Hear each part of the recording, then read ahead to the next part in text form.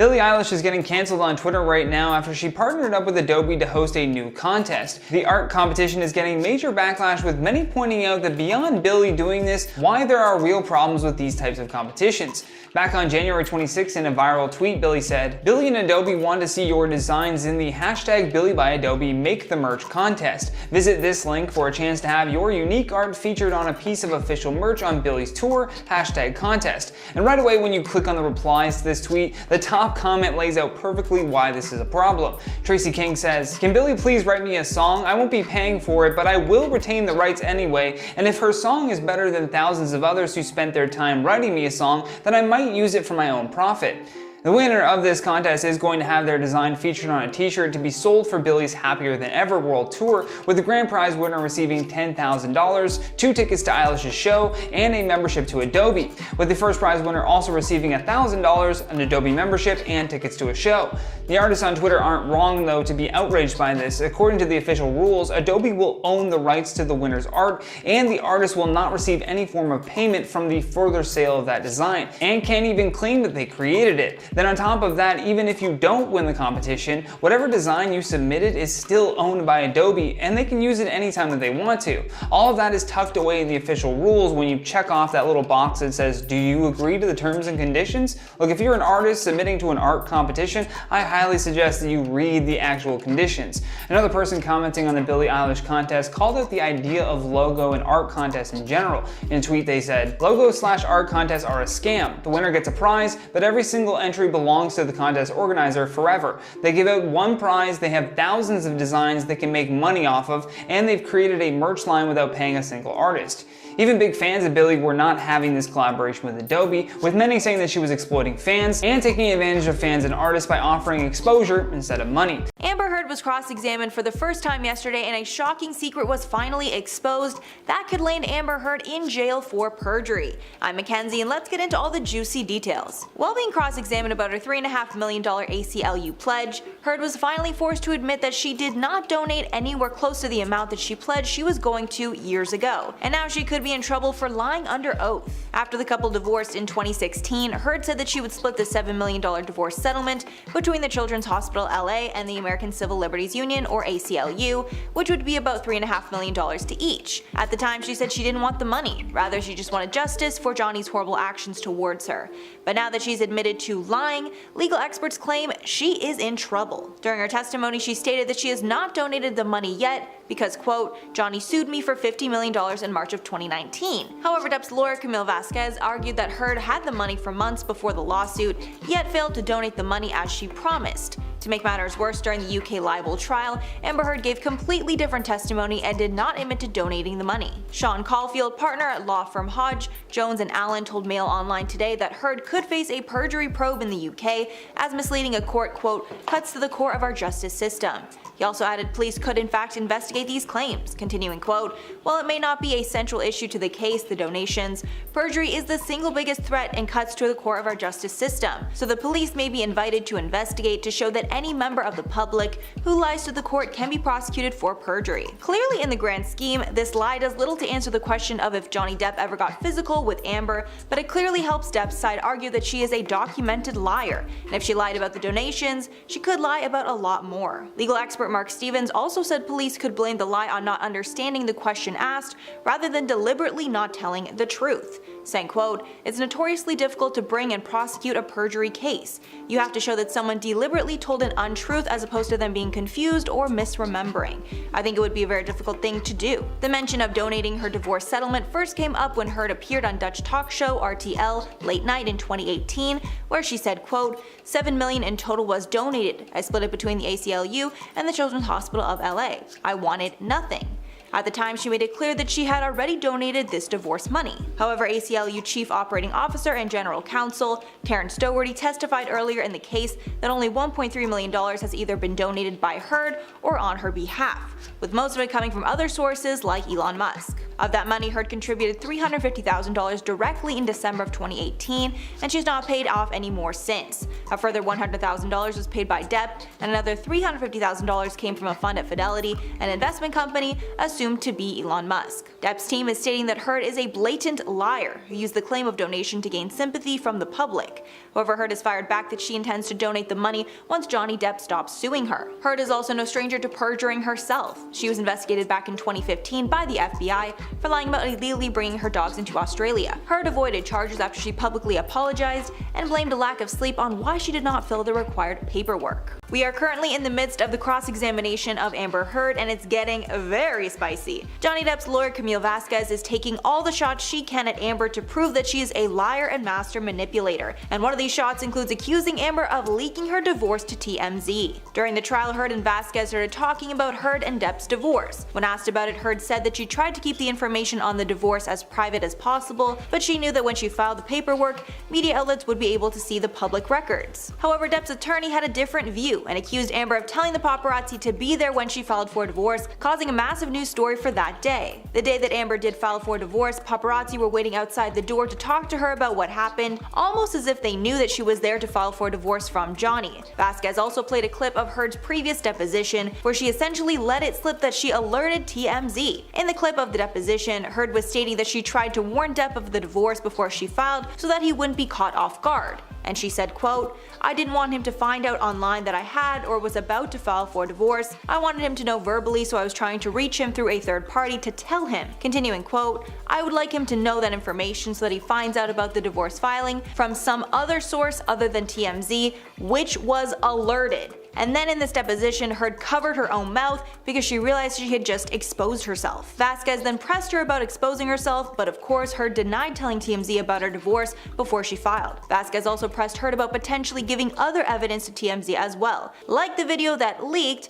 of Johnny banging up their kitchen. The kitchen video was leaked the day before Heard filed for divorce, and Vasquez asserts that TMZ now owns this clip because Amber sold it to them. Vasquez also questioned Amber Heard on how TMZ could have possibly gotten a hold of a video that was taken on Amber's cell phone, but Amber continued that she did not give the clip to the news outlet. Johnny Depp's psychiatrist has taken the stand during the trial between Depp and ex-wife Amber Heard, and he exposed that Depp did not want to get married to Heard, but she pushed him so hard for it, eventually he gave in to her demands. Let's get into all the details. Depp's psychiatrist, Dr. Alan Blaustein, took to the stand to speak about Depp's behavior and feelings during his relationship with Heard.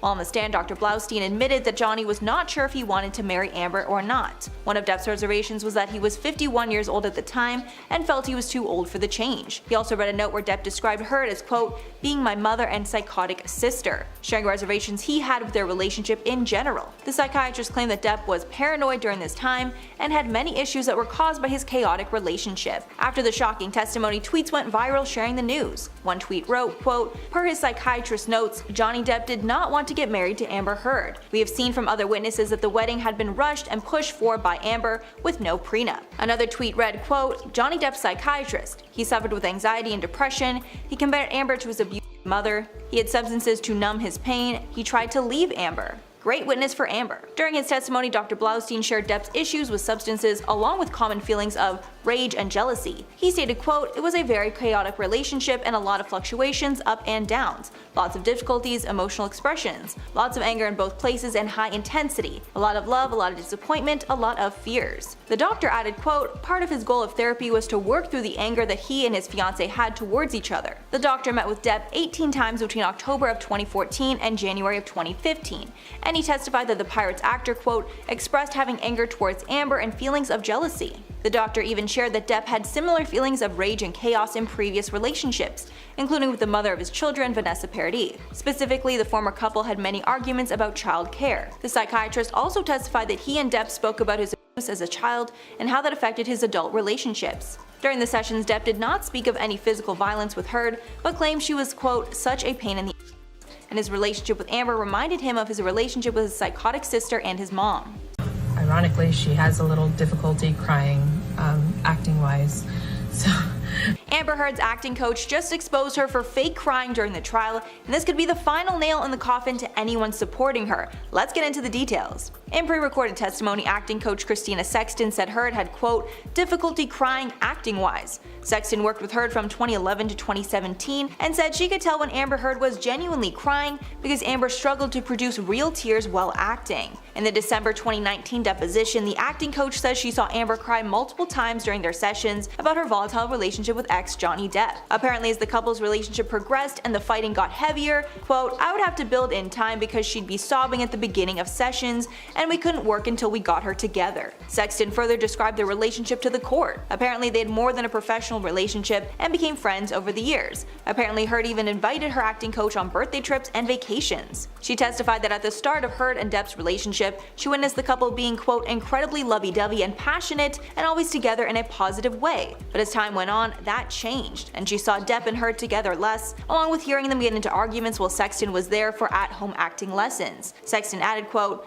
it went from being like a normal couple to very tension-filled, especially those last few months when they were together. Before her relationship with Depp, Heard was never late for their sessions. However, as time passed and things got worse in their relationship, Sexton claimed she needed to add in cushion time to their sessions because Amber would arrive frazzled or in tears and needed to be calmed down before they could do their acting work. Adding, quote, I would say that last year they were together, probably 80 to 90% of our sessions began with her crying. In her deposition, Sexton said she could tell when Heard's tears were genuine because, quote, ironically she has a little difficulty crying acting-wise. During Amber Heard's testimony, she cried on multiple occasions, or should I say attempted to cry, because most of the time it looked like she made the facial expressions of crying, but the tears did not come out. So many are thinking this testimony from the acting coach proves that Amber has been faking in court, and her strange behavior with crying is due to the fact that Amber is not very good at fake crying. Things are about to get a lot worse for Amber Heard, as an insider just claimed that Warner Bros. Held an emergency meeting to talk about the fate of Amber Heard in Aquaman 2, and spoiler alert, they want her completely gone. Let's get into the details. We already know that all anyone can talk about these days is Johnny Depp and Amber Heard, and the internet has placed their support firmly behind Johnny, with the vast majority of people believing Amber Heard is a manipulative liar. This is not the response that DC was looking for, as the company took a huge gamble including Amber Heard in the sequel for Aquaman, even with petitions at the time calling for her to be removed. As of now, a petition to have her cut from Aquaman 2 has reached a whopping 4 million signatures, and it's clearly making Warner Bros. Executives very concerned. An insider just reported that with all the negative media attention surrounding the trial, Warner Bros. Decided to hold an emergency meeting to discuss what to do about the Amber Heard problem. It's already been stated in court that Amber Heard's role in the film has been cut down dramatically, with her only appearing in roughly 10 minutes of the movie. President of DC Films Walter Hamada took the stand for 3 hours during Heard's trial, where he confirmed that her role in the movie was seriously diminished in the wake of the hatred against her. Heard agreed, saying in court, quote, it was a very pared down version of the part that she was meant to play, claimed that Warner Bros. Didn't want to put her in the movie at all. In court, Heard continued, quote, I fought really hard to stay in the movie, they didn't want to include me in the film. During the deposition, the lawyer asked, quote, were you ultimately able to film in Aquaman 2? Heard replied, a very pared down version of that role, yes. Then the lawyer responded, what if anything changed in the script? Heard continued, quote, I was given a script, then given new versions of the script that had taken away scenes that had action in it, that depicted my character and another character without giving any spoilers away, 2 characters fighting with one another. They basically took a bunch out of my role. They just removed a bunch. As of now, we don't know if the claims made by this insider are true, but I think it's safe to say that DC is definitely having conversations about how they might move forward if Heard is found guilty of lying. And this is not the only problem facing Warner Bros. At this time. Most notably, the franchise is facing immense trouble with the Flash star, Ezra Miller, who seems to be getting arrested in Hawaii like once a month at this point. I'm so sorry, but my show ain't ready.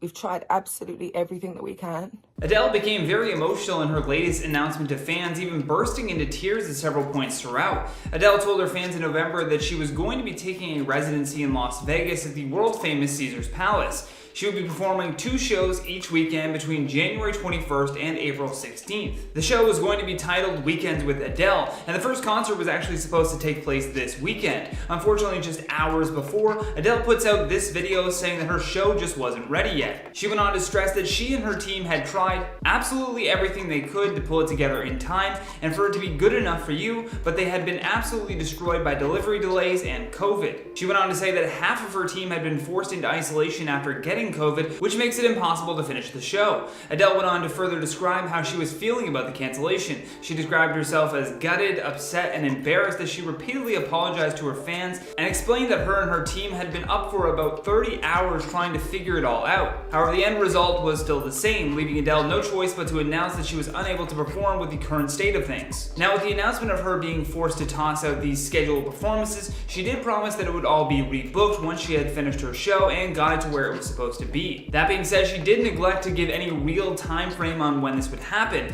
and following the release of her new album titled 30, the Caesars Palace shows that accommodate about 4,100 concert goers would have been some of the only upcoming shows that she had scheduled. While appearing on Hits Radio, she did express her desire to go on tour with the album, but due to the coronavirus outbreak, it has been very tough for her to plan. As per Sky News, she's quoted as saying, "All the COVID rules are different everywhere, and the rates of infection, the rates of vaccine, it makes me nervous trying to plan a world tour globally when no one's really on the same page. The last thing I want to do is cancel any shows again. As long as I get to do something, I'm good." Now, for the most part, everyone on her Instagram page was very supportive. Many people sent words of encouragement and said to not worry about the cancellation and to simply take care of herself. One user writes, "Minor setback for a major comeback. We still love you. Thoughts and prayers for you and your team." With another adding, "I admire your vulnerability and honesty. Be well, stay healthy, and take the time you need." However, the fans who had already flown to Las Vegas and paid for hotel rooms were not exactly happy or encouraging. Some fans claim to have paid between $85 and $12,000 per ticket, with some being resold and bought on the black market for upwards of $30,000. One user writes, "Postponing/rescheduling is inconvenient but understandable. Postponing 24 hours before the show when people are already en route is disrespectful and unacceptable. This is a call that should have been made much sooner." With another adding, "Seriously? Postpone if you need to, that's fine, but 28 hours before? I flew in this morning. Are you going to refund me my flight, hotel, and the $90 rapid COVID test that was mandatory? This is so effed up." Although Adele is clearly just as upset, and this show was due to make her an estimated $685,000 per performance, and that was before merchandising, which would have been a Las Vegas record. Recently, we reported that Adele had to cancel her upcoming Las Vegas residency because of a massive outbreak in her crew, but according to Caesars Palace, the situation involves more than just that. Adele mainly said that it was because of the pandemic that she couldn't continue with her show, but the staff at Caesars say that it has more to do with her not being satisfied with production. Adele told her fans in November that she was going to be taking a residency in Las Vegas at the world-famous Caesars Palace. She would be performing 2 shows each weekend between January 21st and April 16th. The show was going to be titled Weekends with Adele, and the first concert was actually supposed to take place last weekend. Unfortunately, just hours before, Adele puts out this video saying that her show just wasn't ready.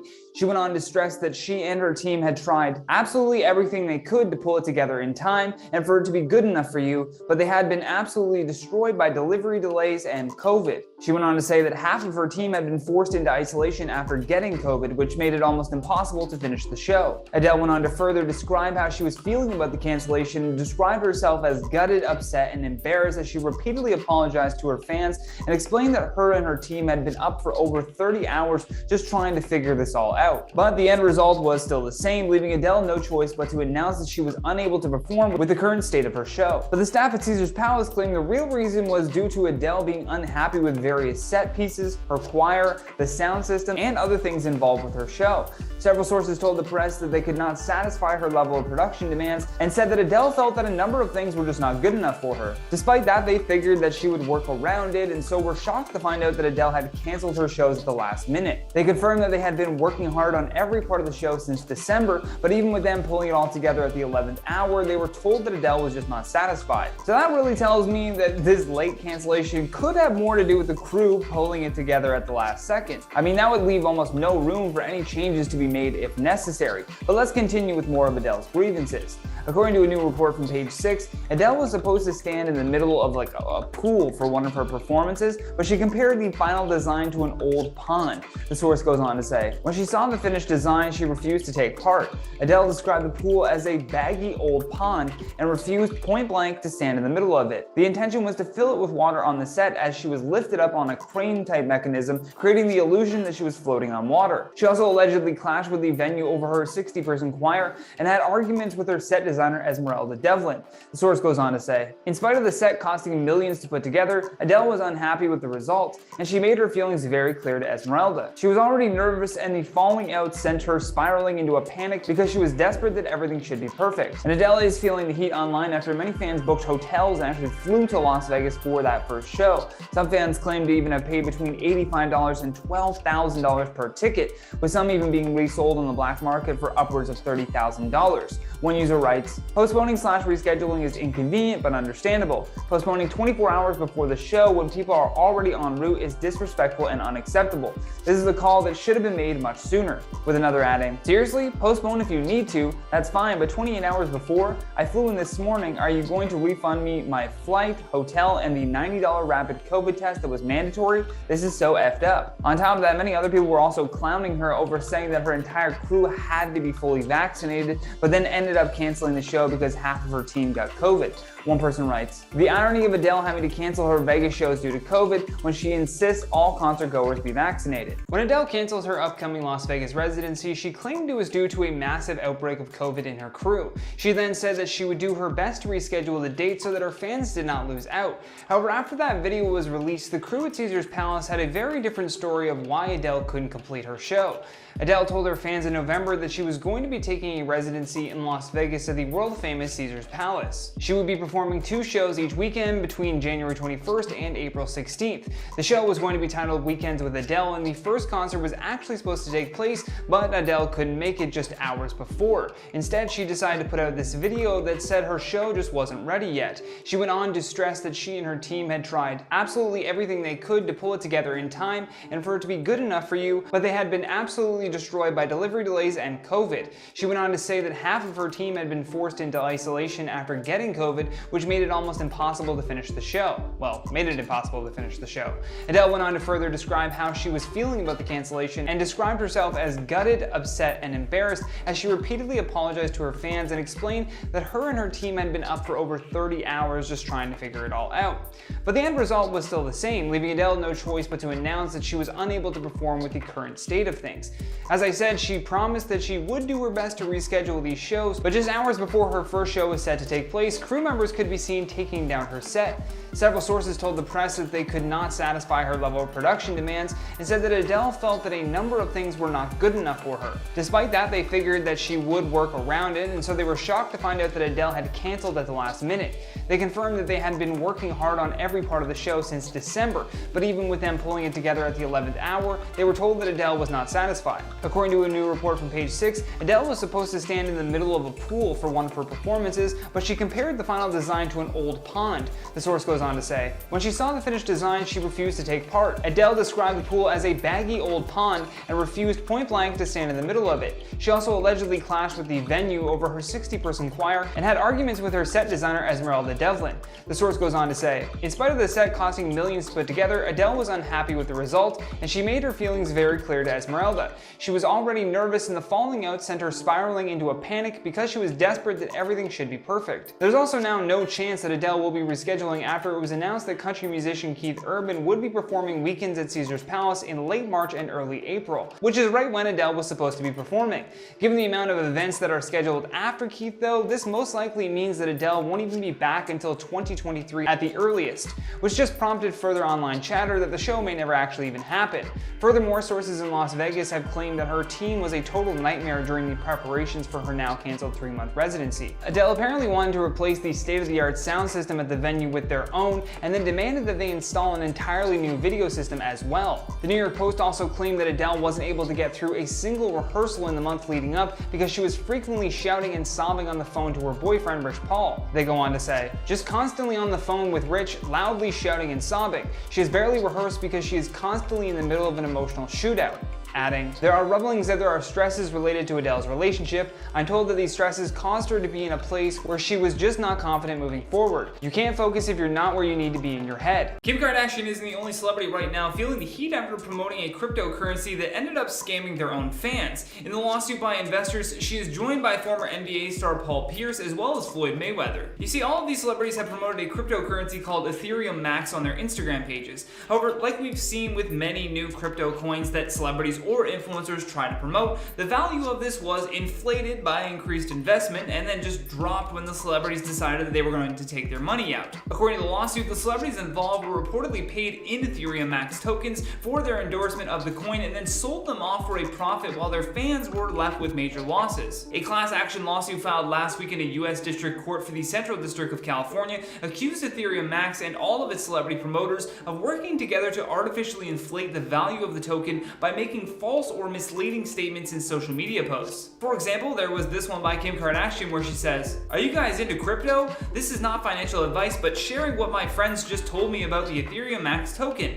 A few minutes ago, Ethereum Max burned 400 trillion tokens, literally 50% of their admin wallet, giving back to the entire Emax community." Although if you really take a look at that Instagram story, you can see that Kim had put the hashtag ad at the bottom, meaning that she was paid by Ethereum Max to promote this. Although it's not clear how much she was paid, estimates have placed her fee for sponsored Instagram posts in the $500,000 to $1 million range. As for Floyd Mayweather, he mainly endorsed the crypto coin in his boxing match against Logan Paul. Ethereum Max was even an accepted form of payment for tickets to the event, which the lawsuit claims boosted trading volumes. Mayweather also allegedly tried to promote Ethereum Max during a major Bitcoin conference in Miami, but he was booed off stage for it. In the lawsuit, the plaintiff, who is a New York resident as well as the other investors who purchased the failed token, say they bought Ethereum Max between May 14, 2021 and June 17, 2021, and since buying, they have suffered significant losses. Since early June, Ethereum Max has lost around 97% of its value, which of course leads many to believe that this was nothing more than a pump and dump scheme where scammers attempt to boost prices through false or misleading statements like I said earlier. And the lawsuit also noted that Ethereum Max actually has nothing to do with the second largest cryptocurrency, simply called Ethereum. This crypto scam is using strategic branding to mislead investors into believing that it is somehow part of the Ethereum network, but it's not.